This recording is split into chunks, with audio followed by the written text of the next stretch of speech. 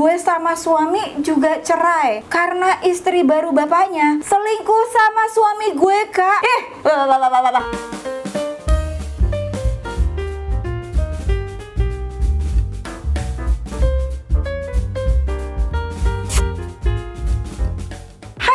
Welcome back to my channel, Azek. Hey, apa kabar semuanya? Balik lagi di channel Rachel Godard. Masih dalam suasana lebaran nih. Rachel Godard dan tim mengucapin selamat lebaran dan mohon maaf lahir batin. Ngomong-ngomong, ini adalah segmen kesayangan teman-teman. Apalagi kalau bukan cuitan, curhatan. Jadi karena masih dengan suasana hari raya nih, kemarin gue udah tanya sama teman-teman, coba ceritain pengalaman terepik, terlucu, terkocak selama lebaran. Ini Siri. Jempolnya mana? Jempolnya mana? Like dulu dong videonya, abis itu subscribe dan share ke seluruh sosial media yang kalian punya. And now let's move on to the video. Ini kejadian tahun lalu pas Idul Fitri di keluarga bapak. Jadi bapakku itu 8 bersaudara.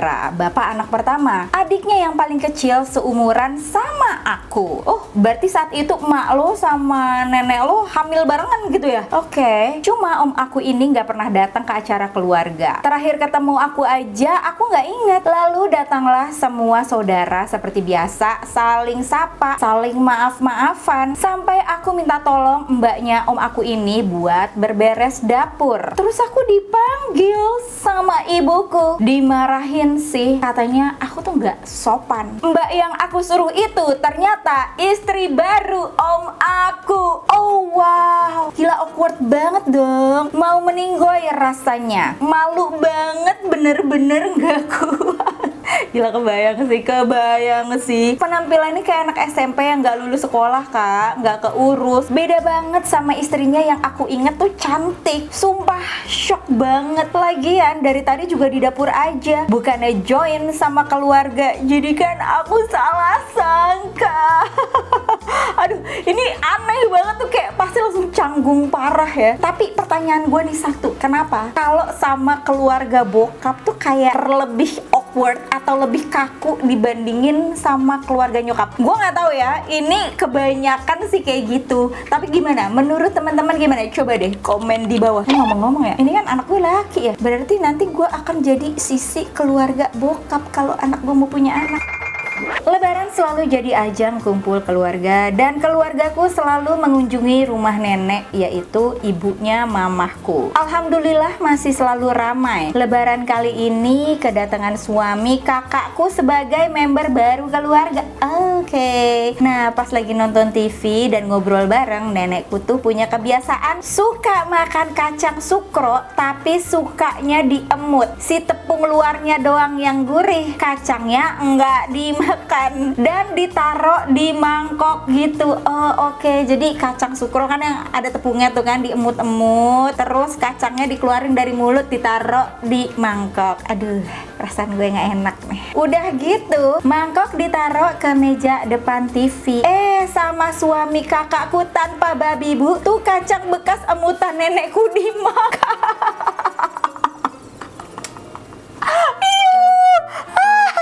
Dikira kacang biasa dan dihabisin. Lo tau yang jahat siapa? Bukan neneknya, bukan. Yang ngeliat tapi diem aja.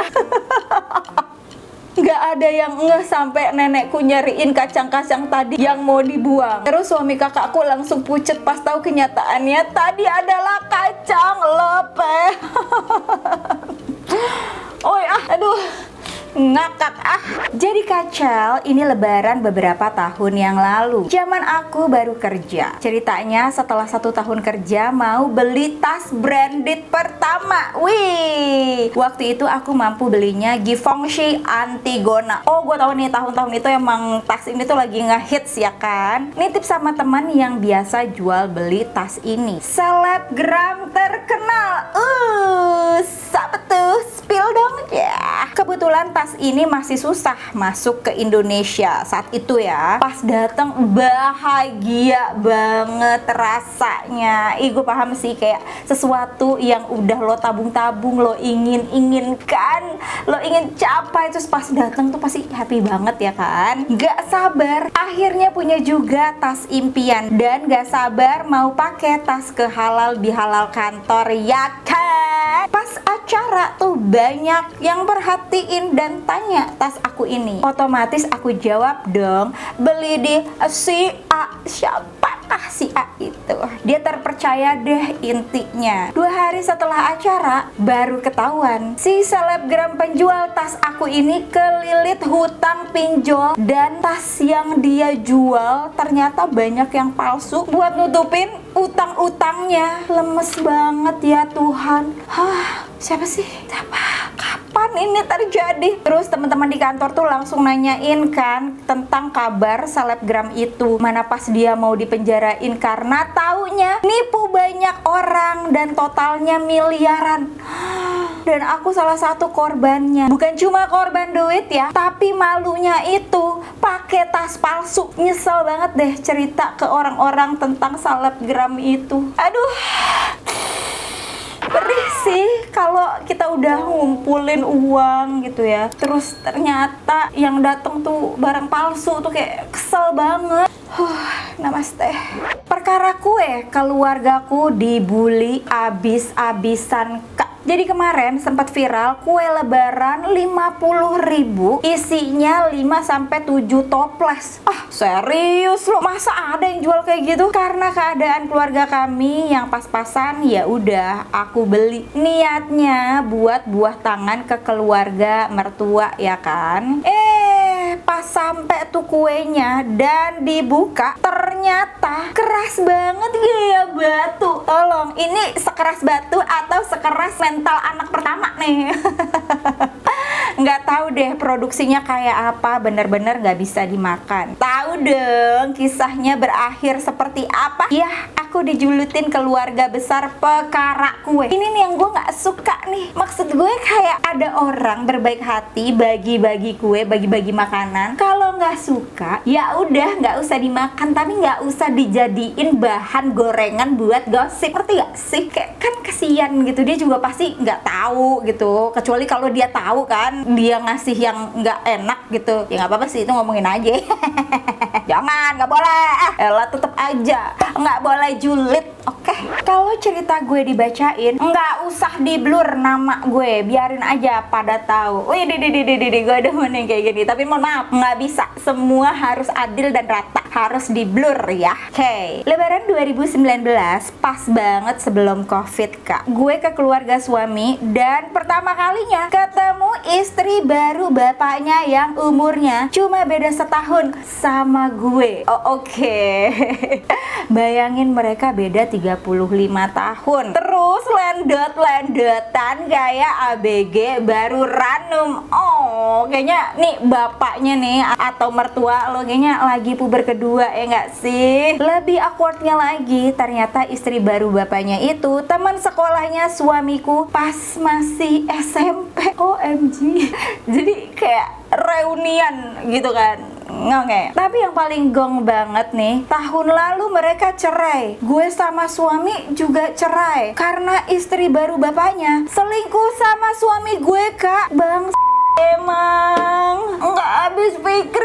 Ya ampun, kayak gimana kelanjutan keluarga ini, silsilah antara bapak sama anak selingkuh sama aduh, untung dah lo ya udah cerai ya. Kalau nggak, pusing banget nih. Problematik nih. Lanjut. Lebaran kedua, rutin arisan keluarga gitu Kak Cel. Kebetulan tahun ini lokasinya di desa. Lagi tengah-tengah acara, adikku usil banget ambil handphoneku dan diambil sambil lari gitu kan. Ku kejar deh. Aku keprosok ke piteng. Piteng apa sih? Apa sih piteng? Septic tank. Piteng apa? Keluarga nggak ada yang mau nolong karena jijik, malah ngetawain. Ada setengah jam aku di dalam piteng. Piteng apa sih dalam piteng? Bentar, gue cari. Ini harus paham dulu piteng itu apa. Piteng adalah, mohon maaf, ini adanya kenapa makanan sih ke dalam piteng? Coba ya. Nggak dapet. Coba. Piteng itu apa? Apa nih septic tank? Ya itu septic tank. Septic tank gitu. Septic tank tuh kayak gimana sih, Putih? Kayak Pipanya. kayaknya udah nggak ada deh. Sekarang kan bisa kayak kloset doang nggak sih? Lu lari ke kamar mandi apa gimana? Kok masuk ke dalam 30 menit? Courage, mohon maaf lahir batin ya. By the way, lebaran ini sih beda banget. Karena tahu laki sendiri punya FB lain dari 2022. Pakai nama samaan. Terus ngakunya biar keluarga istri nggak kepo. Kalau bersih kenapa harus risih masnya? Gue yakin banget anjir di dalamnya banyak selingkuhan chatnya. Emang sih ketahuan cuma satu cewek bener aja dari FB. Tuh cewek gue gak labrak, biar Allah yang ngatur jalan urusannya. Dan hal lainnya pokoknya kalau macem-macem dia kenapa-napa ya itu doa istri tersakiti. Tolong di blur ya kak. Tapi aduh sedih ya kalau nemuin barbuk gitu loh. Buat apa sih? Kemarin waktu halal bihalal di daerah rumah ada kejadian nih kak. Jadi tetanggaku ini istrinya 2. Oke. Tipe istrinya tuh yang pakai cadar hitam-hitam gitu. Nah kemarin aku sama ibu aku tuh juga pakai baju hitam juga. Pas halal bihalal, nggak sengaja kita jalan berlima gitu sama kedua istrinya. Terus aku dan ibuku spontan tetangga yang lihat aku sama ibuku dikira istri ketiga sama istri keempatnya. Cuma minusnya nggak pakai cadar aja auto diketawain sekampung gegara gak sengaja jalan bareng kak. Gurih nih pastikan sesama tetangga nih langsung dia tuh berbincang-bincang. Gue pernah salim nih kak sama bapaknya temen gue Kacel. Karena udah deket banget gue suka nginep di rumahnya. Gue bercandain minta THR. Gue kasih nomor rekening gue minta tuh 3 juta kan sambil ketawa-tawa. Guenya pas diteriakin sama temen gue, ternyata itu kembaran bapaknya. Malu sampai urat kak. Mana dia cengar-cengir doang, nggak ngomong di sekitar lagi rame. Sampai sekarang kalau mau lebaran ke rumah dia gue nunggu sepi. Lagian lu juga sih THR kenapa minta-minta? Nah ini nih kebiasaan gitu ya, mungkin dari kecil udah dicuci otaknya sama orang tua. Nanti kalau ke keluarga yang itu kan kaya, jangan lupa minta THR ya.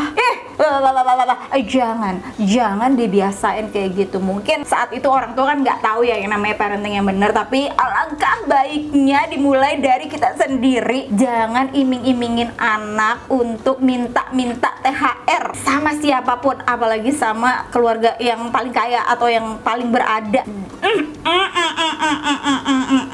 Punya cerita ngakak nih kak, tapi bukan lebaran Idul Fitri ya. Jadi kejadiannya tuh pas sholat Idul Adha. Kampungku selalu kalau sholat itu ada di lapangan sepak bola yang banyak rumput. Pas Idul Adha kita juga selalu sholat adep-adepan sama sapi. Gak cuma satu sapi kak, tapi banyak. Mau sholat di tempat lain udah males, jauh, jadi terima aja.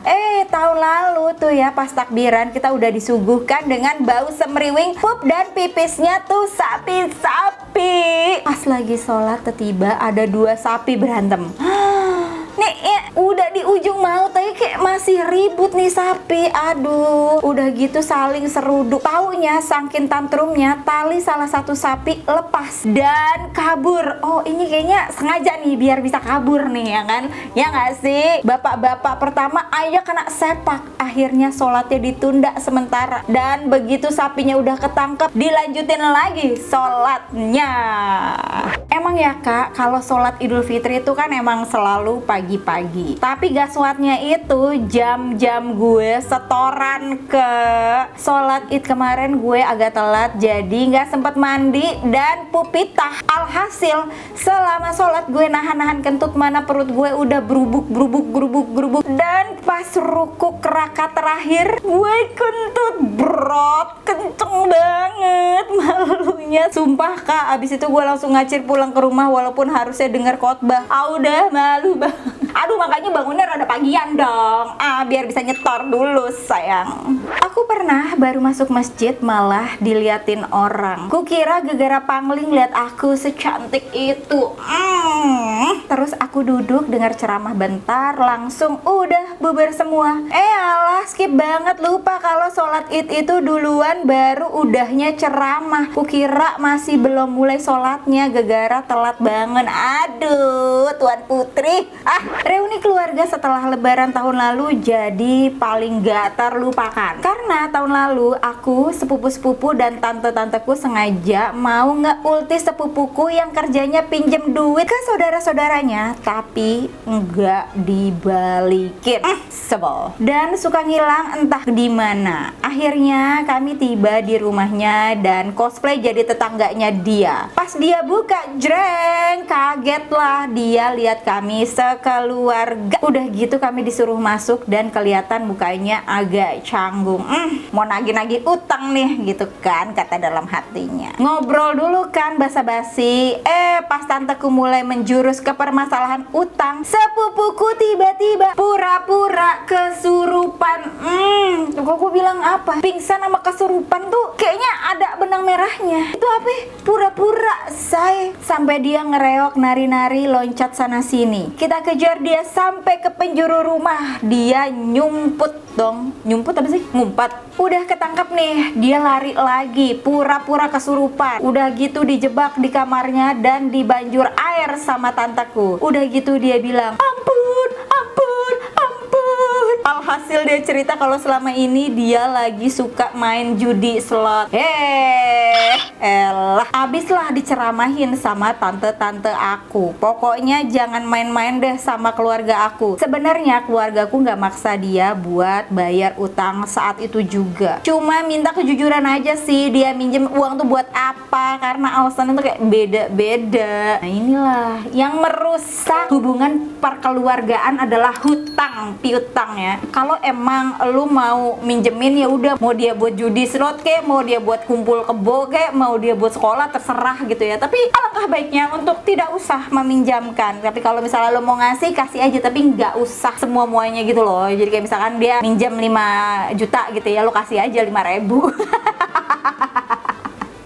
Canda goceng. Ya maksudnya lo paham kan, nggak usah dikasih semuanya, kasih aja seberapanya gitu, tapi nggak usah diminta lagi gitu kalau itu juga lo ada duit, paham ya? Oke. Dulu gue pernah nggak sengaja bawa sempak bapak gue anjir pas sholat id ke masjid. Gimana ceritanya sih?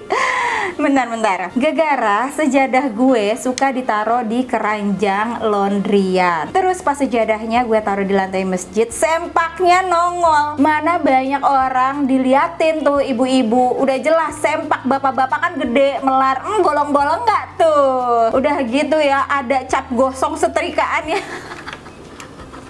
Coklat-coklat gitu kayak habis menceri. Aduh, perkara sempak nih ya kan. Oke guys, itu dia tadi Ciutan tentang cerita-cerita lucu saat Idul Fitri. Kalau teman-teman suka dengan segmen ini, jangan lupa di subscribe dan diaktifin notifikasinya nih, dipencet loncengnya biar nggak ketinggalan video terbaru dari gue. And once again, thank you so much for watching. I'll see you on my next video. Stay kece, bye bye, bye bye, bye bye.